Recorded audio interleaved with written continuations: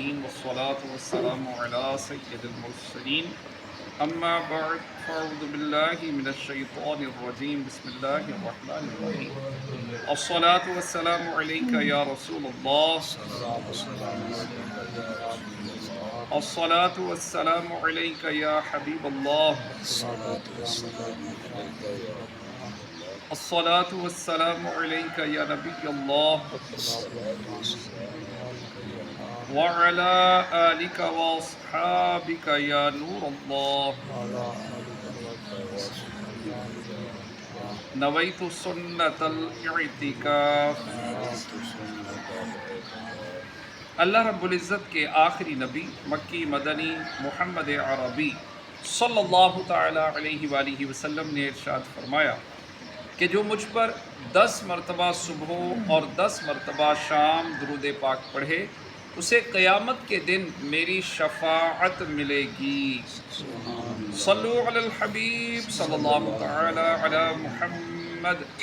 صبح کہتے ہیں آدھی رات ڈھلے سے لے کر سورج کی پہلی کرن تک، اور شام کہتے ہیں جب ظہر کا وقت شروع ہو اور سورج غروب ہونے تک اسے شام کہتے ہیں۔ آئیے، چونکہ آج 10 محرم الحرام ہے، بہت بڑا دن ہے، سید الشہداء حضرت امام حسین رضی اللہ تعالی عنہ اور آپ کے ساتھیوں نے تاریخ اسلام کے اندر وہ باب رقم کیا کہ جس کی نظیر نہیں ملتی، اور یہ ایک ایسا باب ہے کہ جو کہ اپنے اندر بے شمار اسباق لیے ہوئے ہیں۔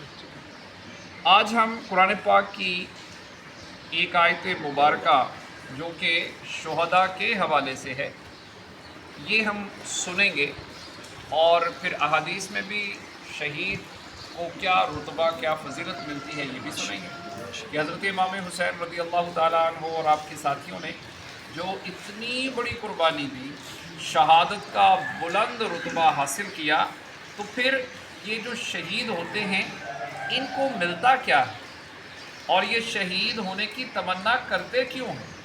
آئیے قرآن پاک کی ایک آیت مبارکہ سورہ بقرہ آیت نمبر 154 ہے۔ اللہ رب العزت کا ارشاد ہے وَلَا تَقُولُوا لِمَن يُقْتَلُ فِي سَبِيلِ اللَّهِ أَمْوَاتٌ، اور جو خدا کی راہ میں مارے جائیں انہیں مردہ نہ کہو، بل احیاء، بلکہ وہ زندہ ہیں، وَلَٰكِن لَا تَشْعُرُونَ، ہاں تمہیں خبر نہیں۔ اللہ اکبر۔ یہ آیت کریمہ شہداء کے حق میں نازل ہوئی ہے۔ بعض لوگ شہداء کی شہادت پر افسوس کرتے ہوئے کہتے تھے کہ وہ لوگ شہید ہو کر نعمتوں سے محروم ہو گئے۔ تب یہ آیت نازل ہوئی جس میں فرمایا گیا کہ انہوں نے فانی زندگی اللہ کی راہ میں قربان کی ہے اور دائمی زندگی حاصل کر لی ہے۔ اللہ کریم ارشاد فرماتا ہے اور جو اللہ کی راہ میں شہید کیے گئے ہرگز انہیں مردہ خیال نہ کرنا، بلکہ وہ اپنے رب کے پاس زندہ ہیں، انہیں رزق دیا جاتا ہے۔ موت کے بعد اللہ تعالیٰ شہداء کو زندگی عطا فرماتا ہے، ان کی روحیں جنت کی سیریں کرتی ہیں، سبز پرندوں کے بدن ان کو عطا کیے جاتے ہیں، اور وہ جنت میں آتی ہیں جاتی ہیں، وہاں کے میوے اور نعمتیں کھاتی ہیں۔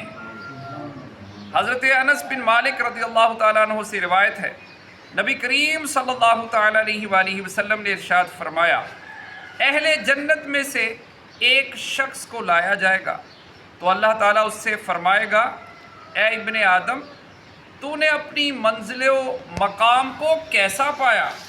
وہ عرض کرے گا اے میرے رب عز و جل بہت اچھی منزل ہے۔ اللہ تعالیٰ فرمائے گا تو مانگ اور کوئی تمنا کر۔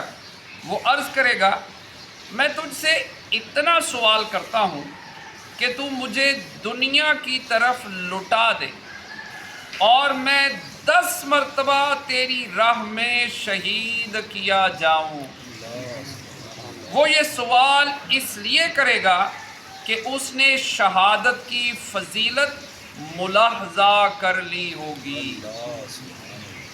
پیارے اسلامی بھائیوں، ہمیں یہ اللہ تعالیٰ نے واضح حکم کر دیا کہ شہیدوں کو مردہ نہیں کہنا، اور یہ بتا دیا کہ وہ زندہ ہے، اور تمہیں اس کا شعور نہیں ہے۔ اچھا، ایک سمپل سی بات ہے، ہم نے کبھی فرشتوں کو نہیں دیکھا، بھائی فرشتے بھی تو زندہ ہیں۔ تو یہ جو ہمیں دنیا نظر آتی ہے، یہ صرف ہمارے لیے یہ دنیا جیتی جاگتی ہے، جبکہ حقیقت یہ ہے کہ اس سے کہیں زیادہ زندگی تو وہ ہے جو ہمیں نظر ہی نہیں آتی، اور وہ ہمارے فرشتوں کی زندگی ہے جس سے آسمان و زمین بھرے پڑے، اور پھر وہاں پر یہ شہداء کی ارواح ہیں، اور یہ ان کے لیے آج ہی جنت کھول دی گئی، آج ہی ان کے لیے جنت کھول دی گئی کہ یہ جائیں اور آج ہی جنتی میوے کھائیں، جنتی لطف اٹھائیں۔